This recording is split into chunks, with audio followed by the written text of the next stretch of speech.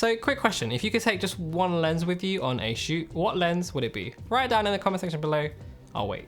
So I'm guessing a good majority of you would choose some kind of a zoom lens like a 24-105 or a 24-70. And there are good reasons why a 24-70 in particular is often regarded as a one lens, go anything, do anything option. It's a focal range that's super versatile, but that usually offers an f2.8 aperture as well, whereas zooms like a 24-105 typically max out at f4. So a 24-70 can cover a wide range of shooting scenarios for both video and photography and doesn't compromise too much on fast aperture as well as image quality compared to primes. Now, if you shoot on Sony in particular, there are actually lots of options now, including the new Sigma 24-70mm Mark II. We own the Mark I, we've used the Mark I Sony GM lens, the budget-friendly Tamron to 28-75 Mark I, and there's also a Mark II, of course. That's not to mention even the cheaper f4 versions as well, so there really is now something for literally every budget.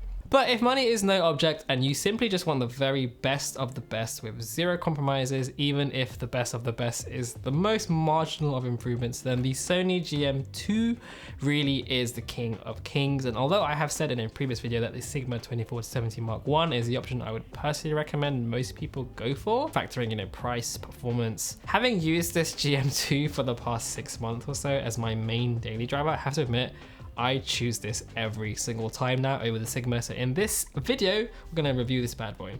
This video is brought to you by FlexiSpot and their new premium ergonomic office chair, the C7 Air. If like us, you spend an unnatural amount of time sitting in front of your computer, whether at home or in the office, you'll know that sitting on a cheap chair can lead to a host of health issues. This can lead to back, neck, and shoulder pains, which in the long term can cause more serious health issues with posture, fatigue, headaches, and nausea. The fact is, so many of us have these kinds of issues, but don't really realize that it's the chairs that we sit on that cause so many of these problems. The FlexiSpot C7 Air chair is designed to address all of these issues. This has literally changed our lives and made us realize how important it is to invest in a proper ergo chair, which not only helps us be more creative, but also more productive and keeps us comfortable and relaxed, alleviating all of those issues associated with long periods of sitting. It features a host of adjustable options such as seat height, depth and angle, recline, as well as arm and headrest adjustments. It also provides an excellent lumbar support system which actively corrects your posture. The range of options mean you're able to use this chair in a variety of different seating positions, excellent for lots of different activities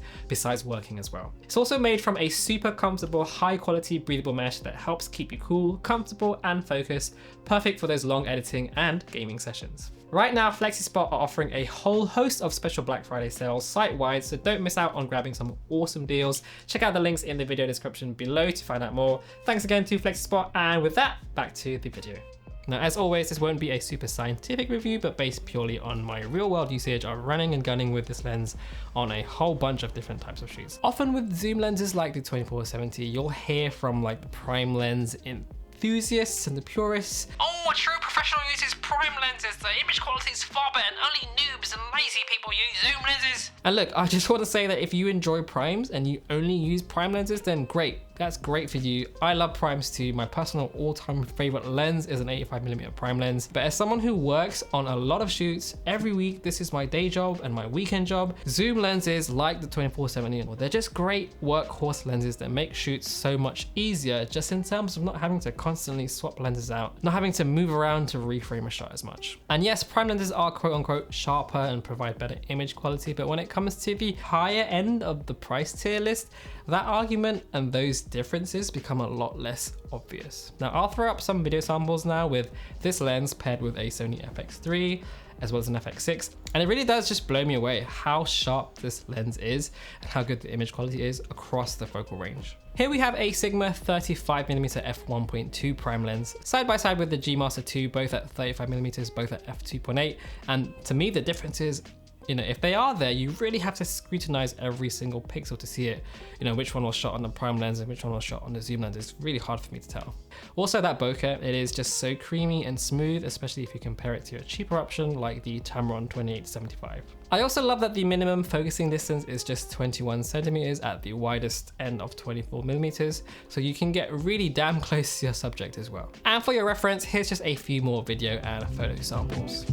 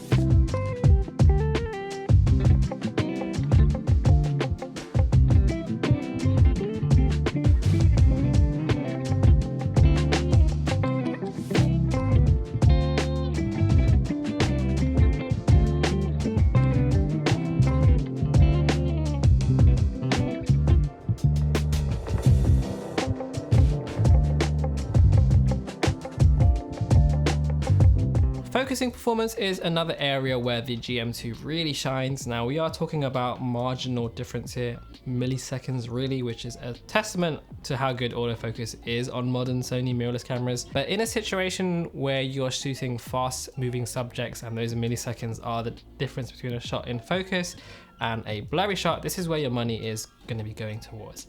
Now the Sigma 24-70 Mark I is certainly not a slouch, but overall the GM2 to me always felt that little bit snappier. And again, when you're in those shooting scenarios with fast moving subjects, or you're caught off guard and you need to quickly grab that shot, you will feel more confident with the GM2. Now, one area that you will definitely feel a difference is the handling and the build quality when going for the GM2.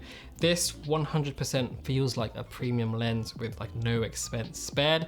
It is an absolute tank, but crucially, it's also impressively compact and light, at only about 695 grams. Now by comparison, the Mark I Sigma is significantly heavier and bigger at just over 1 kilo, and the new Mark II version, which is smaller, is still about 835 grams, I think. The same goes for the Mark I version of the Sony lens. That was a really large and heavy lens too.